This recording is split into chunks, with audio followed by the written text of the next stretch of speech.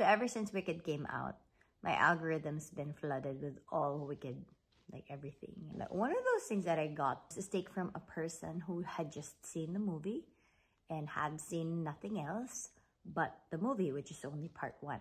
Galinda, she's pretty sure is evil, and she couldn't understand why people don't see it, that she's a classic gaslighting, narcissist, what have you character. Like, people were commenting underneath her original post. Probably haven't seen the whole thing. Better wait for part 2. Such a profound reflection for me to look at her saying that and also know that I've done that myself in real life. Na I only see one part of a person's life and I judge her entirely for it.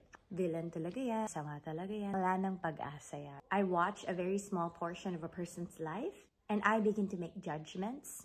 Ayun lang, just a friendly reminder to myself that bago ka mag-judge, isipin mo muna, hindi mo alam yung buong storya. Hindi mo alam kung saan siya nanggagaling at lalo na kung saan pa siya pupunta.